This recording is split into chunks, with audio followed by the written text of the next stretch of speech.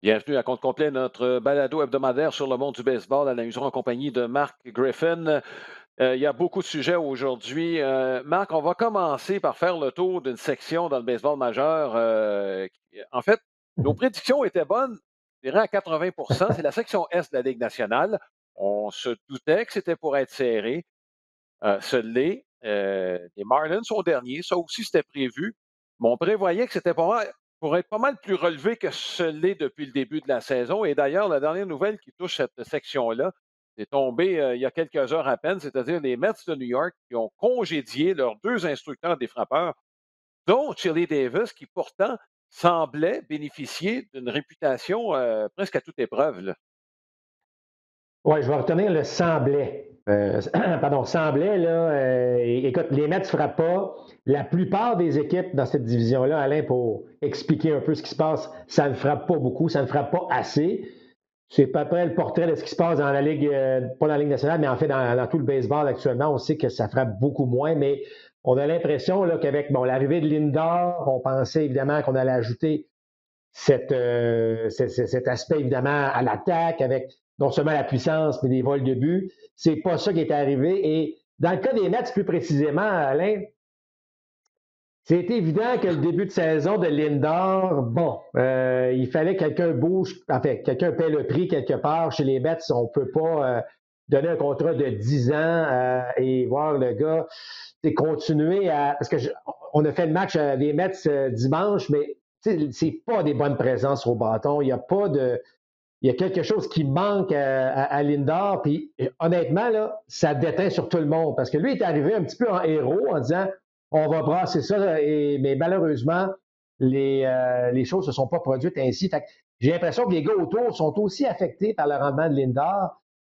Est-ce qu'on a consulté Lindor? Parce que vous savez, lorsqu'on congédie un instructeur ou deux, des frappeurs, deux instructeurs de frappeurs, habituellement, on demande un peu ce qui se passe aux vétérans de l'équipe ou à Ouais. quelques joueurs. Alors, c'est sûr qu'un va avec l'autre, évidemment, là, dans cette décision-là, en espérant que ça puisse fouetter Lindor et compagnie pour que les Mets puissent commencer à frapper la balle, là. Oui, parce que bon, oui, bon, à l'issue du match de dimanche, on était premier à la suite de la victoire ou de la défaite des Phillies, dépendant du point de vue. Là, on va y revenir aux Phillies dans quelques instants, là, mais écoute, on a gaspillé des performances absolument magistrales de Jacob deGrom depuis le début de la saison. C'est des matchs qu'on ne reverra plus, ça, là, avant le match de dimanche. C'est 3 points par match. Oui, il y a des équipes qui avaient un OPS plus inférieur aux Mets de New York, dont les Phillies de Philadelphie. N'empêche que les attentes sont plus élevées que de jouer 500 cette année chez les Mets. Ben, et je te dirais que pour la plupart des équipes de cette division-là, Oui. mais ce que tu dis sur Jacob deGrom, c'est épouvantable, Alain. Ces gars-là, si on lui avait donné là, un point de plus pour une trentaine de départs, écoute, j'ose imaginer sa fiche. Fait que c'est de Ouais. valeur. C'est le meilleur, évidemment, c'est le meilleur lanceur du baseball actuellement. Mais il va falloir que ça bouge pas mal à l'attaque parmi toutes les équipes si on veut Mhm. évidemment qu'on ait cette division-là plutôt relevée à quoi on s'attendait, là. Bon, rapidement, les Braves d'Atlanta, je pense que c'est le consensus, c'est l'équipe la plus talentueuse de cette section-là. Ronald Acuna Jr. a été nommé le joueur du mois, il n'y a aucun souci. Freeman, ça va un peu moins bien. Acuna, dans l'ensemble, est moins bien appuyé. Et là, on vient de perdre notre receveur numéro 1 pour au moins 2 mois. Euh, Là, ça commence à dégringoler, puis le rendement des lanceurs n'est pas au niveau attendu. C'est vrai que, bon, Soroka ne revient pas aussi rapidement qu'on l'aurait voulu. Mais bref, il y a quelques brèches à colmater dans le bateau des Braves présentement, là. Écoute, c'est sûr que c'était un début de saison décevant, là, surtout au niveau des attentes, parce que plusieurs mettaient les Braves. Tu sais, tu as les Dodgers, les Padres, puis après ça, tu as les Braves dans la Oui. nationale, là, et plusieurs même disaient que les Braves étaient parmi peut-être les 5 meilleures équipes du baseball sur papier, évidemment. Alors, c'est sûr qu'il va falloir que, bon, Freddie Freeman est en grande partie celui sur qui on compte. Évidemment, tu as un Acuna Junior, mais c'est Freddie Freeman, selon moi, le gros joueur dans cette équipe-là.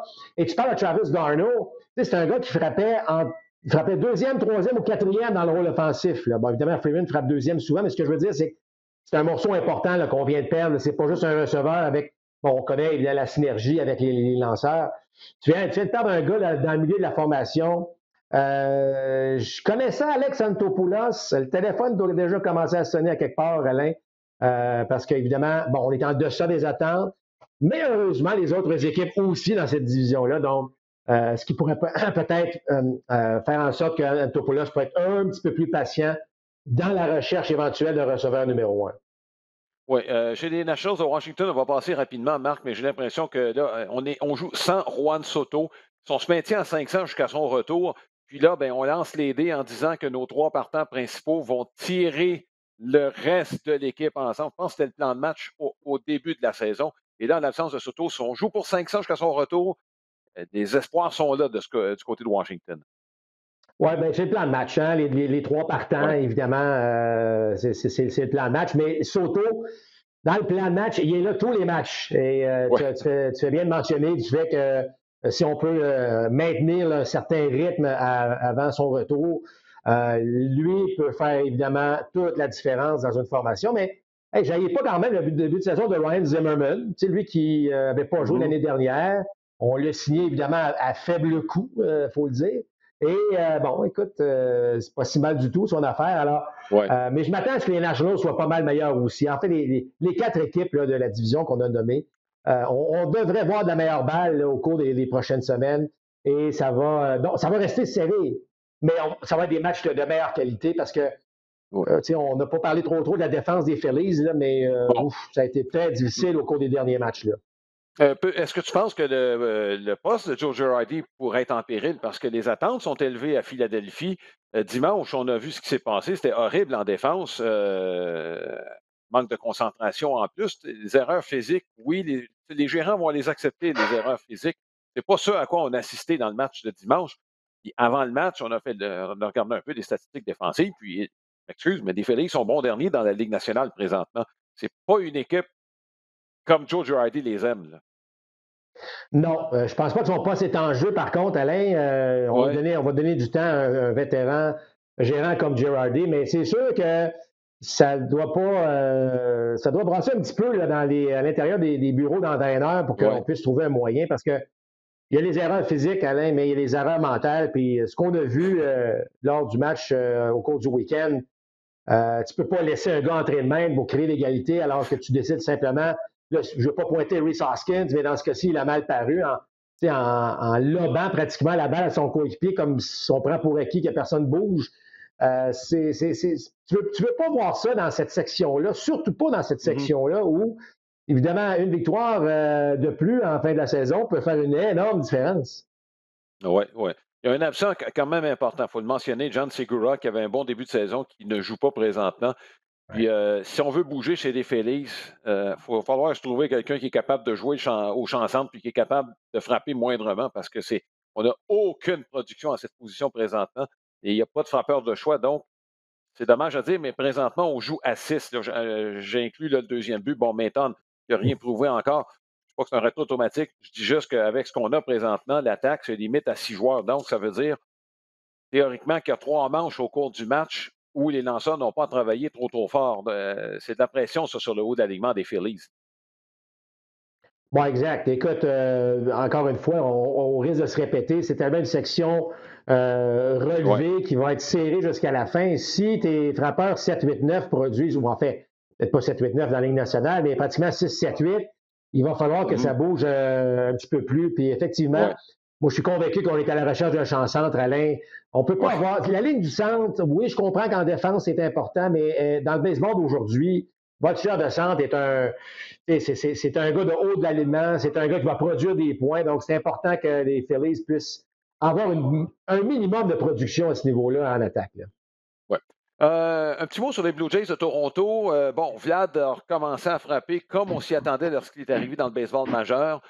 Meilleure condition physique, là, il est en train de démontrer que c'est pas de la chance. La balle est partie vite, là. On se parle ce mardi et lundi, dans le premier match sur la côte ouest contre les Aces d'Oakland, les deux balles frappées les plus solidement dans le match a été par Vlad Guerrero et balles frappées, s'il vous plaît, au champ opposé. Ça démontre juste la vitesse de son bâton. On en a parlé de Vlad Junior. Springer est revenu. Ça a fait du bien le temps que ça a duré, Marc. Est-ce que ça t'inquiète un peu de le voir tout de suite sur la liste des joueurs blessés? Il n'est pas Ça blessé sur la liste m'inquiète. officiellement, là, mais bon. Non, non. Ben, je dirais que ça m'inquiétait. Tu sais, lorsqu'on l'a mis sous contrat, bon, Springer a des bonnes saisons, mais tu sais, bon, on vieillit un petit peu. Ça peut devenir un joueur fragile. Je dis pas que ça m'inquiétait au point de se dire, bon, mais la blessure de début de saison a fait, bon, pas craigner le pire, mais ça partait moins bien, cette longue relation, et on voyait l'enthousiasme qu'on avait autour de la formation des Jays. Puis là, pouf, le gars que tu vas chercher n'est pas disponible au Mhm. départ. Effectivement, il a fait sentir, fait résonner son bâton à son retour, mais moi, ça m'inquiète un peu. Je comprends qu'on va être prudent, mais à la limite, Alain, si on n'avait pas été à 100% sûr, pourquoi le ramener? Tu sais, j'aurais aimé mieux qu'on le Ouais. ramène peut-être 2 autres matchs, tu sais, trois matchs ou 3 jours plus tard pour s'assurer, évidemment, qu'on ne se retrouve pas dans la même situation. Puis là, les Jays parlaient de fatigue. Bon, je pense qu'il faut lire un petit peu entre les lignes. Là. On est, le fameux quadriceps, là, c'est pas évident. Puis il n'a pas joué encore, évidemment, au chanson dans tout ça. Donc, c'est à surveiller, mais c'est sûr que lui, dans la formation, ça donne une autre dimension à cette attaque des Blue Jays de Ouais. Toronto. Oui, tu fais bien de parler de Vlad Guerrero. En passant, là, c'est pas de la. Oui, il est bon, puis oui, il est supposé d'être bon, mais c'est un gars qui travaille extrêmement fort et il ne faut pas négliger le fait qu'à tous les jours, tous les exercices au bâton, ce gars-là s'assure de frapper ce qu'on appelle l'intérieur de la balle, donc passer ses mains près de son corps. C'est pour ça qu'en ce moment, il y a du succès, qu'il est capable de frapper la rapide à 96 à l'intérieur ou attendre cette balle à effet et de la frapper au champ opposé.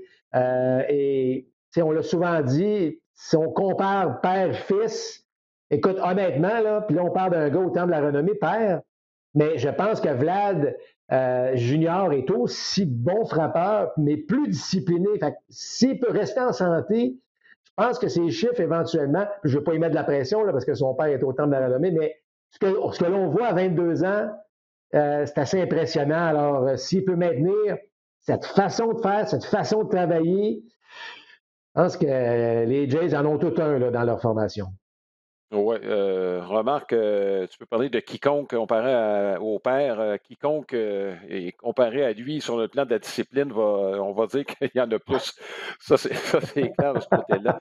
Euh, Alejandro Kirk, malheureusement, sur la liste des joueurs blessés, commençait à frapper. Est-ce qu'il était en train de ravir le poste à Danny Jansen?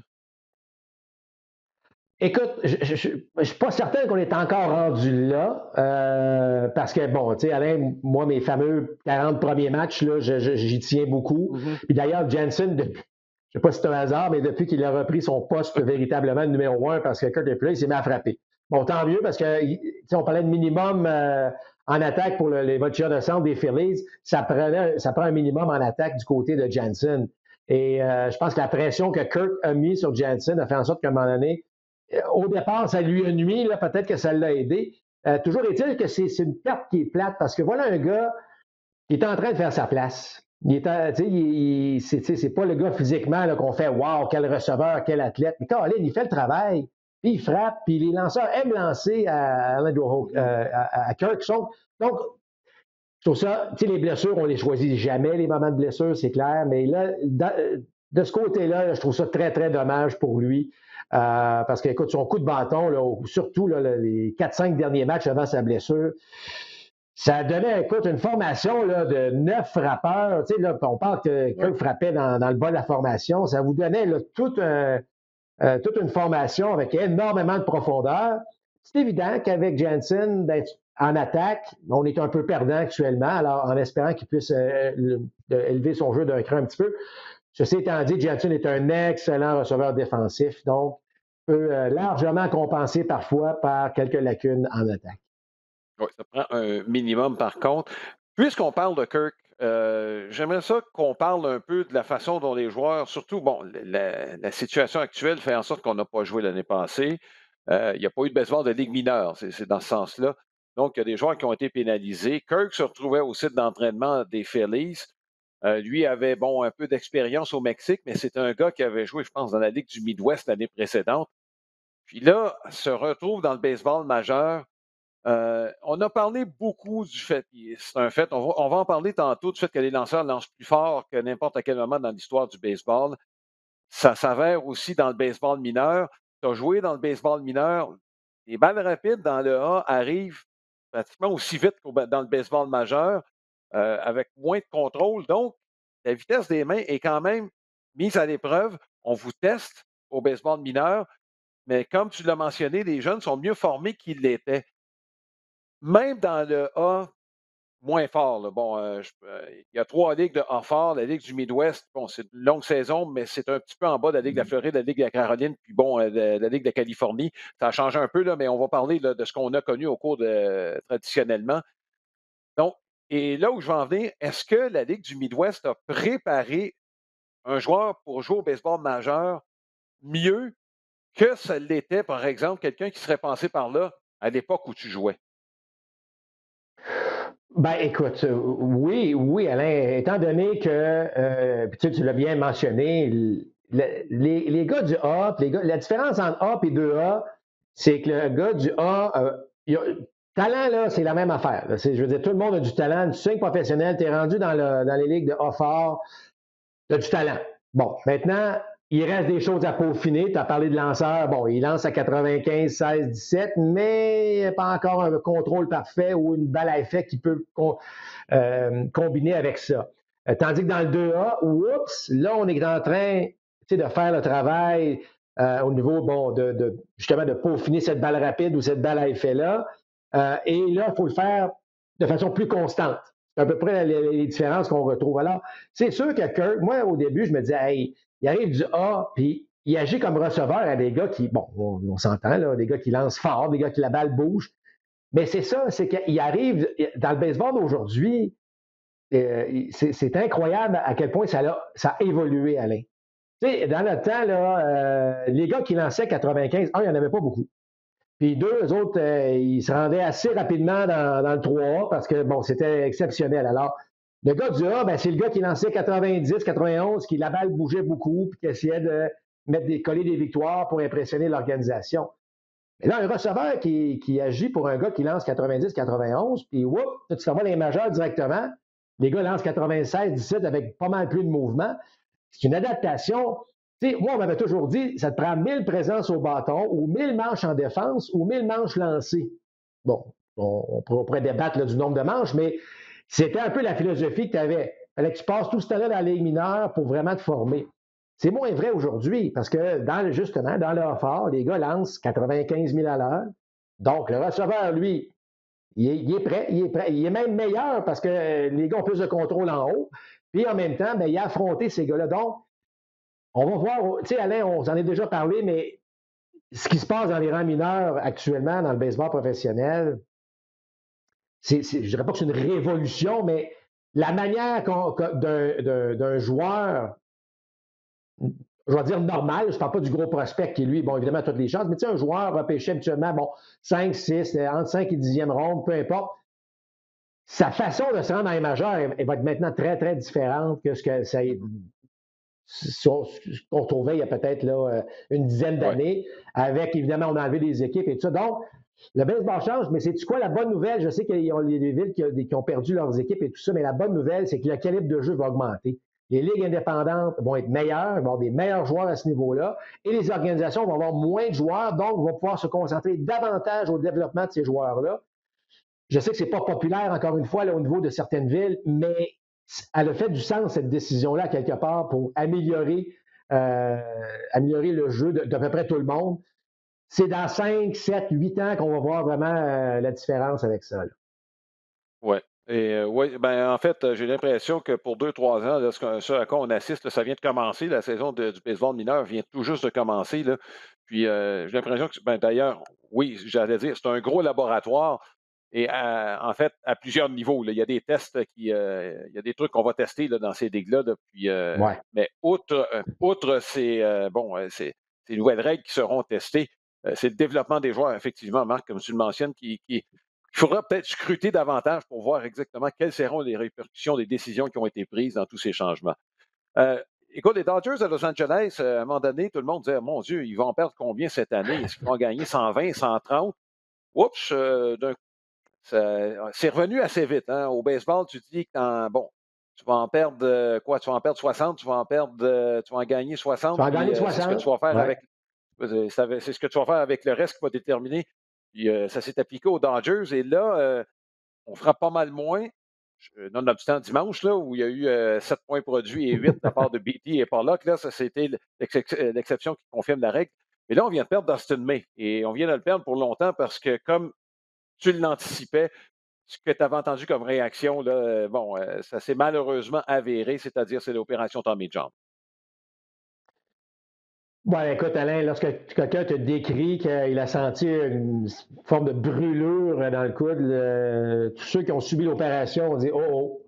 Et ça n'a pas pris de temps. 24 heures plus tard, on avait pratiquement le diagnostic. L'autre de perte, l'équipe on se demandait comment on va faire pour faire lancer tout le monde. Parce que ne faut pas oublier que David Price revenait au jeu. Gonsolin, qui a démontré des bonnes choses l'année dernière. Bon, évidemment, avec Dustin May, là, les trois ne sont plus là. Ils ne sont pas là pour un petit bout de temps. Donc, on va retester cette profondeur de l'organisation. Les Dodgers ne font pas exception avec ces joueurs blessés-là. Je sais que je suis fatiguant avec ça, Alain, mais on va entendre une quarantaine de matchs. Ce que les Dodgers sont en train de prouver, dans le fond, c'est que oui, ils ont une très, très bonne équipe, mais c'est des humains, c'est des gars, ils vont tomber dans des passages à vide. Ça va arriver sur une longue saison de 162. Il faut oublier là, qu'on passe de 60 à 162. Oui. Donc, je ne suis pas trop inquiet. Là. Bellinger va revenir, Seager va retrouver ses repères. Tu sais, il y a quelque chose là quand même. Ça reste l'équipe favorite, peu importe actuellement, dans la Ligue nationale.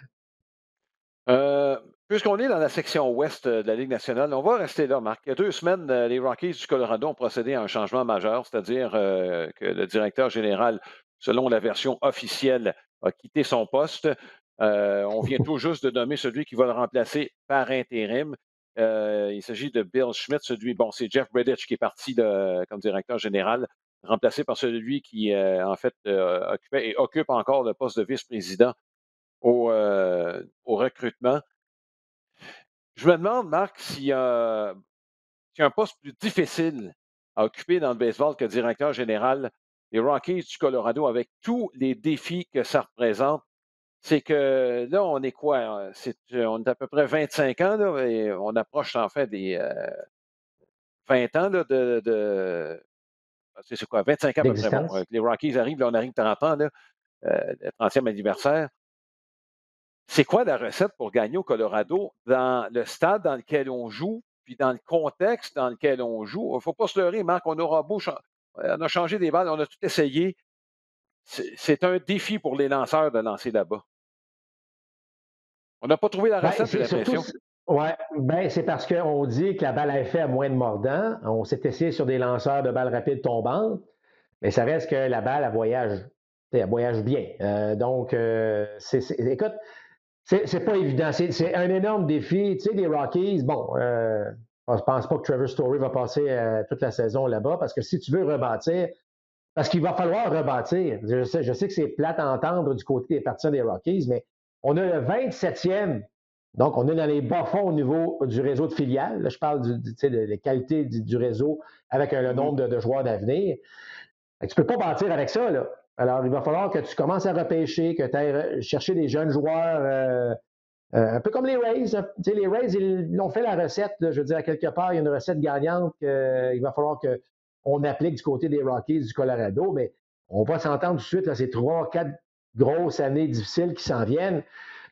Mais je ne sais pas, Alain, moi, j'opterais vraiment pour ce type de lanceur. Des gars, ben évidemment, tout le monde lance 95 plus, là, mais tu sais, des bonnes balles rapides tombantes comme tir principal, là, forcer évidemment le plus souvent possible l'adversaire à frapper des balles au sol. Tu sais, tu peux pas arriver là avec un gars que son changement de vitesse est son meilleur tir. Tu peux pas arriver avec un gars qui lance, tu sais, mettons un Carl Hendricks par exemple, qui pousse à 88, qui déjoue tout le monde, mais s'il en échappe une, c'est sûr qu'elle est de l'autre bord.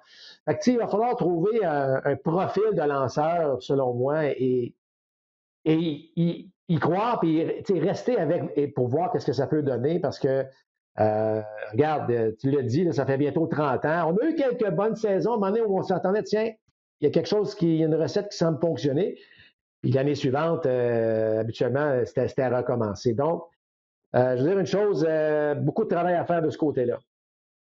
Ouais, et écoute, bon, Bridich a amené cette équipe-là en série, bon, en 2017 et 2018. Par la suite, il y a eu le contrat d'Arenado et c'est là où ça s'est gâté. Il y a eu un gros contrat avec les Rockies, avec promesse qu'on était pour bâtir quelque chose d'intéressant autour. Puis finalement, bon, Arenado s'est senti trahi, a eu une rencontre avec le directeur général où ça s'est très, très mal passé. Et on a été obligé, en fait, c'est le propriétaire qui a décidé, dans l'entre-saison, de dire, bon, c'est correct, on va échanger Arenado. On n'a pas reçu grand-chose en retour selon la plupart des observateurs. Non seulement ça, mais on est pris en plus pour payer le quart du salaire d'Arenado, en plus de ne pas avoir obtenu grand-chose. Et là, ben là, on perd sur tous les fronts parce que là, c'est le directeur général qui part. Au-delà des défis, j'ai l'impression qu'on n'a pas de direction, là. Ben, c'est pas une impression. Tu sais, Alain, dans le fond, la décision, c'est est-ce qu'on garde notre DG ou on garde Arenado? Puis là, tu regardes le portrait global, les deux sont plus là. Fait que c'est Ouais. sûr que quelque part, il y avait quelqu'un qui l'a raté, là. Mhm, Tu peux pas échanger un joueur. Je m'excuse. Je sais là, que bon, Mookie Betts est parti. Mookie Betts semblait vouloir s'en aller, même parce que les Red Sox avaient fait l'effort pour le garder. Mais tu perds des gars comme ça, là. Ça prend du temps. Ça prend du temps tu sais, mhm, parce que tu ne peux pas remplacer ça par un joueur. Tu sais, ça va prendre un paquet de joueurs qui vont faire en sorte que, fait que tu perds ton âme, tu perds le gars qui était le visage de l'équipe carrément. Là. Je n'ai rien à battre Trevor Story, mais mhm, c'est Nolan Arenado là, qui. Parce que les Rockies s'amenaient dans une ville. C'est le gars que tu voulais voir jouer, évidemment. mhm. Alors, tu sais, Alain, c'est pas parce que. Moi, je te dirais ça. Il faut que je fasse attention à mes mots. Tu sais, moi, là, je raconte une petite histoire. Lorsque j'ai signé avec les Dodgers de Los Angeles, tu sais, tu dis Dodgers de Los Angeles. C'est gros, c'est incroyable, c'est bon. Et honnêtement, là, j'étais un peu déçu, dans le sens que, tu sais, c'est pas. Comment je te dirais ça? Les gens étaient corrects, c'est des gens compétents. Là, je parle du directeur de Ligue mineure, puis l'assistant au directeur gérant, mais c'est pas parfait. Tu sais, c'est pas comme hyper discipliné, puis on prend des décisions. Tu comprends ce que je veux dire? C'est que j'étais un peu. Je pensais que c'était un petit peu plus haut de gamme, si tu veux. OK? J'avais avec les expos, même constat.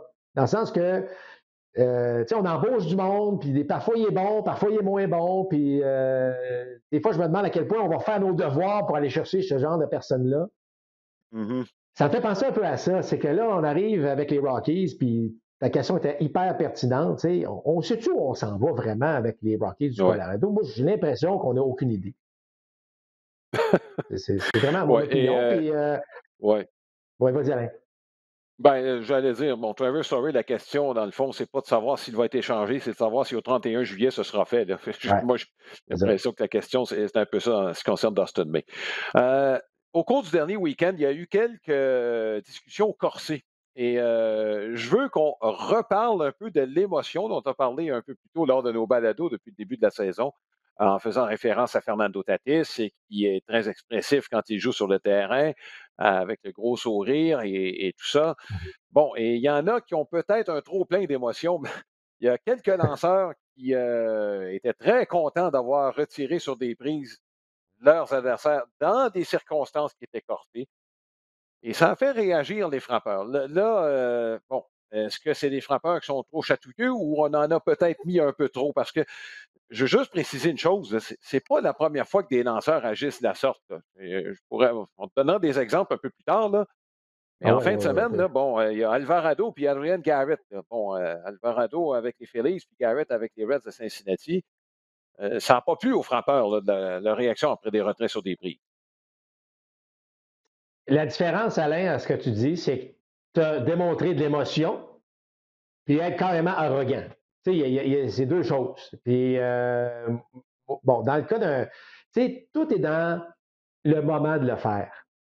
Tu sais, si tu frappes un coup de circuit en deuxième manche pour porter la marque à 2-0, là, bon, Je veux dire, je pense pas que c'est le temps de faire un bat flip, comme on dit. Là. Tu peux la regarder, tu peux faire, c'est correct. Il y a un petit spectacle à faire, bon, c'est correct. Mais tu comprends ce que je veux dire, c'est que ben, le même circuit frappé en fin de neuvième avec les buts remplis, tu peux te lâcher lousse. Là, ce que j'aime pas, par contre, de ce qu'on a vu et les deux exemples que tu as mentionnés, c'est comme, exemple, c'est comme dire, bon, lorsque José Bautista a frappé son fameux coup de circuit, là, imaginez s'il fait le même bat flip, là, pour employer cette expression-là. Là, après ça, il se retourne dans l'abri et il regarde chacun des joueurs avec un sourire. Tu comprends, là? Ça n'aurait pas passé, là. C'est de l'arrogance. Il a célébré, il a lancé son bâton, c'était parfait. Dans le cas de ce qu'on a vu là, au cours du week-end, on dirait que c'était prématuré. Il avait préparé avant même le résultat là, que je vais le rincer, lui. Là. Je vais dire ma façon de penser. C'est pour ça là, que c'est deux poids, deux mesures. Il y a ces deux exemples qui sont différents, selon moi. Alors, oui, on peut démontrer nos émotions lorsqu'on est content. Dans le cas du releveur des Phillies, là, Alvarado. exact, il avait réagi. Il s'était retourné, là, puis il avait fait comme une réaction. Ouais, on l'a eu. S'il avait décidé d'arrêter ça là, ça aurait été parfait. Il a démontré une émotion, il était content. Là, il se retourne, puis il commence à pointer le frappeur. C'est là que j'embarque pas. Puis il faut vraiment faire la distinction, Alain, entre démontrer nos émotions, d'être content, d'avoir réussi à retirer ou frapper le coup sûr, mais là, de commencer à pointer, puis pointer le banc adverse, puis à un moment donné, là, alors c'est pour ça que faut être prudent parfois dans ce genre de choses. Mais là, je te relance, Marc, parce que c'est pas la première fois qu'on voit des releveurs agir de la sorte. Dans les années 80, je me rappelle d'un releveur, ça n'a pas fait long dans le baseball majeur, mais ceux qui l'ont vu à l'œuvre ne peuvent pas l'avoir oublié, l'animal. C'est comme ça qu'on l'avait surnommé Brad Leslie, qui, en fait, après un retrait sur des prises, tu as l'impression qu'il s'en allait comme Hulk Hogan, là, le lutteur, là, en montrant ses gros muscles, là, puis tu as l'impression qu'il était sur le point de détacher bon, sa camisole et tout. Et tout. C'est pas les premiers à exprimer de la sorte. Puis rappelle-toi Dennis Eckersley, qui, même envers des anciens Ah, coéquipiers des Red Sox de Boston, qui faisait comme s'il sortait le revolver puis il pointait vis-à-vis du frappeur qui venait de retirer sur des prises. C'est, comme je te dis, je te dis pas que je suis d'accord avec Adrian Garrett et Alvarado, mais ça, c'est pas la première fois que ça se fait. Je trouve que la ligne, quelquefois, n'est pas si nette que ça entre l'arrogance auquel tu fais référence et l'émotivité qu'on veut voir sur le terrain. probablement. J'ai aussi Rob Dibble en tête, là, Rob Dibble qui était Oui. capable de manifester un peu aussi. Euh, mais bon, moi j'ai joué avec Huguette Urbina, j'ai joué avec Carlos Perez dans les rangs mineurs. Je n'aimais pas non plus les gars, mais honnêtement, j'ai toujours trouvé que c'était fait dans. Tu sais, Carlos Perez, à l'époque des Expos, il le faisait régulièrement. Ça faisait partie un peu de son personnage. Donc, alors si quelqu'un le fait, encore une fois, j'excuse pas Dennis Eckersley, là, mais lui Mhm. aussi, ça faisait partie un peu de sa façon de faire les choses. C'était pas surprenant. À la limite, là, lorsqu'il retirait un gars, on attendait voir, OK, ça va être quoi sa réaction. Ça faisait Ouais. partie un peu du spectacle. Et si tu le fais une fois par mois, juste pour pointer un joueur en particulier. En tout cas, écoute, Alain, ça va être un éternel débat, là, mais je pense que c'est vraiment là. Il ne faut pas que ça devienne personnel.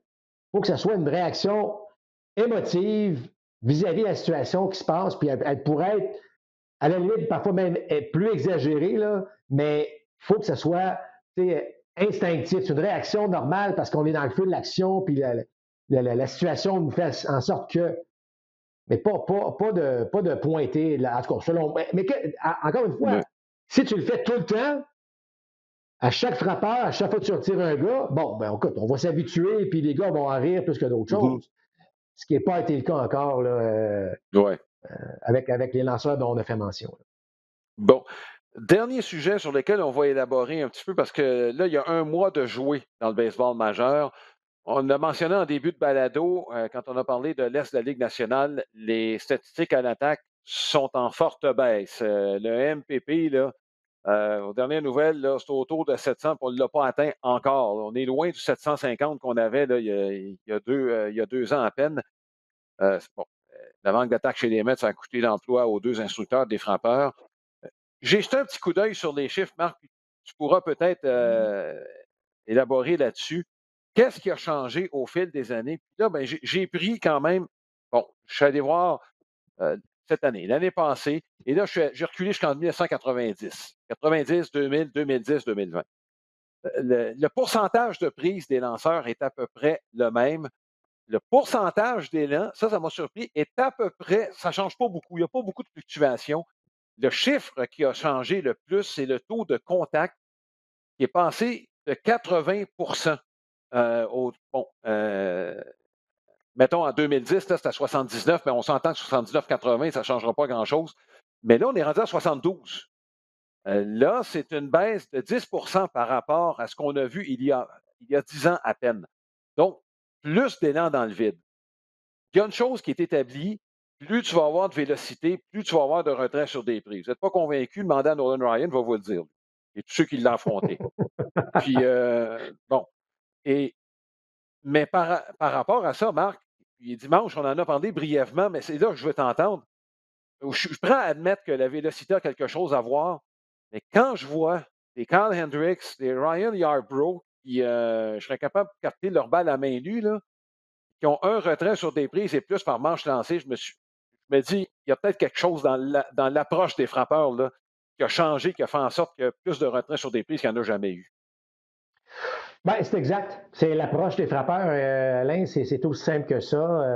Et c'est longtemps, là, longtemps. Bon, oui, il y a eu des périodes de coups de circuit, là. On peut se rappeler la période de Babe Ruth. Puis, tu sais, tu regardes l'histoire du baseball, puis tu la connais encore mieux que moi, Alain, mais tu sais, ça fluctué. Hein? Il y a eu des périodes où il y en a eu plus, des périodes qu'il y en a un petit peu moins. Mais ça reste que longtemps, l'approche était d'éviter le retrait sur des prises.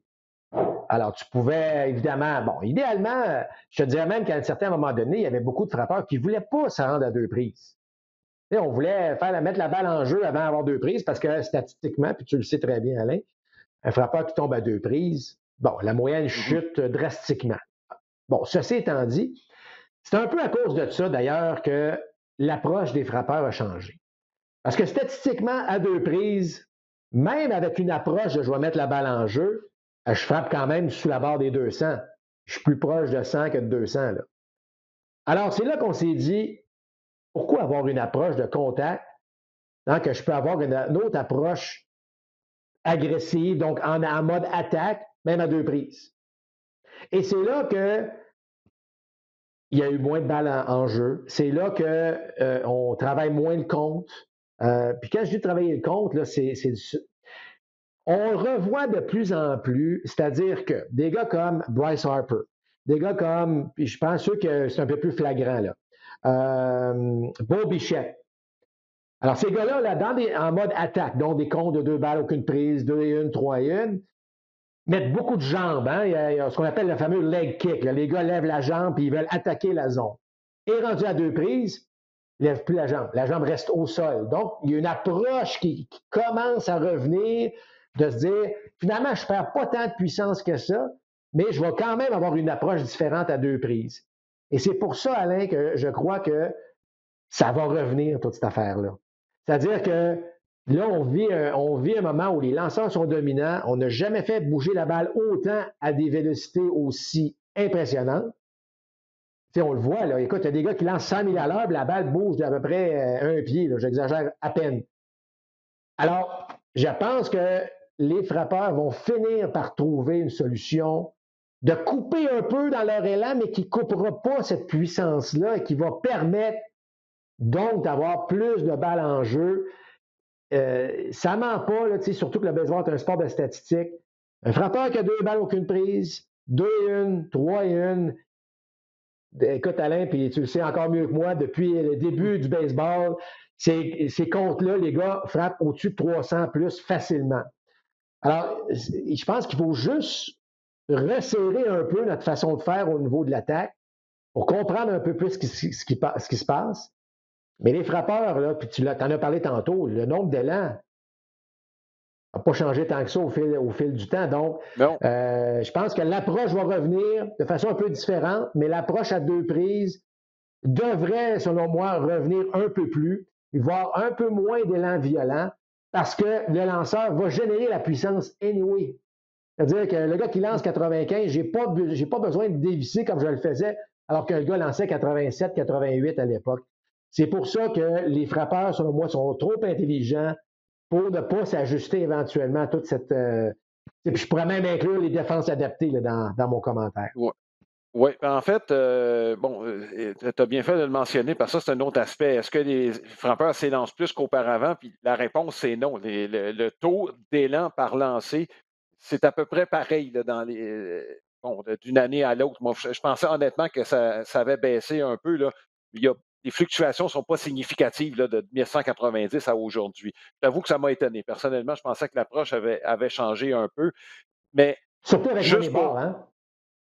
ben, écoute, puis moi, si je résume un peu ce que tu me dis, dans le fond, c'est que malgré la vélocité qui amène plus de retrait sur des prises, tu mets beaucoup plus l'accent sur l'approche des frappeurs que sur la vitesse Ben, proprement dit pour expliquer les retraits sur des prises, là. combinaison des deux, Alain. Ça reste que même si le joueur d'aujourd'hui voit beaucoup plus de balles, 95 000 à l'heure plus qu'il y a à peine 10, Mhm. 12, 15 Oui, ans, oui. donc est capable à l'œil de s'adapter, ça reste que c'est. Je veux dire, à 90 000 à l'heure, ça prend 0,4 secondes à prendre Mhm. ta décision, je mélange ou je ne mélange pas. Vous comprenez qu'à 100 000 à l'heure, on est à l'intérieur de ce 0,4 secondes-là. Donc, Oui. ça reste difficile. Mais je pense qu'il peut y avoir un effort davantage chez les frappeurs pour trouver une solution à ça. Et rapidement, et dans cette approche-là, je sais que ce n'est pas l'approche que l'on voit là, récemment en raison de Moneyball, d'être patient parce que le but sur balle vaut, évidemment, bon, Mhm. on connaît la chanson à ce niveau-là, mais j'aimerais revoir un peu plus de frappeurs qui attaquent la zone des prises tôt dans le compte. Combien de Oui. fois je te dis, Alain, tu as un bon tir par présence au bâton et souvent, c'est parmi les deux premiers tirs. Mhm. Mais il faut que je sois patient. Puis oui, tu vas peut-être soutirer un but sur balle, mais tu as peut-être manqué l'occasion de frapper un double dans l'allée en étant Oui. peut-être un peu patient. Donc, tu sais, c'est un hybride de tout ça, là, d'être patient, mais peut-être d'avoir une approche un petit peu plus agressive, je ne sais pas si c'est le bon terme, là, en début de Mhm. compte, et d'avoir évidemment une approche plus contact à deux prises, mais qui, dans le fond, enlève pas de puissance. Oui. Un peu comme Anthony Rizzo le fait, c'est peut-être c'est l'exemple Exact. qui me vient le plus près en tête, lui qui coupe son bâton de façon assez importante après deux prises. On verra comment les tendances vont se poursuivre au cours du mois de mai. Il y a un mois de fait, il en reste encore 5. Est-ce que le beau temps va faire en sorte que la balle va voyager davantage, que les statistiques offensives vont augmenter? Écoute, tout ça est à voir. Il y a des blessés aussi. Bon, bref, on va surveiller ces chiffres-là. Toujours est-il qu'il se marque quand même par équipe plus de 4 points par match. C'est presque 9 points par match. Donc, on est loin là, de 1968 où Bob Gibson avait fini la saison avec une moyenne de points mérités de Ouais. 1,12. On n'est pas là encore. Là. Je pense qu'on ne baissera pas le monticule à nouveau là, pour tenter de favoriser des frappeurs. Là. Je pense qu'on a atteint la limite à cet effet-là. Ce sera donc à surveiller. Fais Ça attention, par complète. contre, Alain, Oui, fais oui, attention parce que dans la Ligue des pionniers, oui, oui, on veut reculer le monticule d'un pied. Alors, je vais juste oui. dire ça. J'espère, pour moi, ça ne fait pas de sens, mais tout Non. à coup que le baseball trouverait ça intéressant. Imagine-toi le nombre de terrains de baseball qu'il faudrait modifier et la façon de lancer aussi. En tout cas, ça sera pour un autre sujet, là, mais Oui, je suis d'accord avec toi, on ne devrait pas toucher à ça. On devrait garder tel quel et laisser les frappeurs oui. s'adapter à la situation. Il y a des départements des loisirs en Amérique du Nord là, qui surveillent ce qui se passe dans la Ligue des pionniers pour être sûr que ça ne marche pas parce qu'il y a des changements qui vont coûter cher à certaines municipalités. Ça complète ce compte complet. Je vous donne rendez-vous, mesdames, messieurs, à notre prochain match. C'est dimanche. On vous a parlé de la section Est de la Ligue nationale. Ben justement, on verra des Braves d'Atlanta qui vont jouer contre les Phillies de Philadelphie. On espère que la concentration et les gants des Phillies sera meilleure que ce qu'on a vu contre les Mets de New York au cours du dernier dimanche. Je vous souhaite une bonne semaine, Marc. On se revoit dimanche. Mesdames, Messieurs, faites attention à vous. À la prochaine.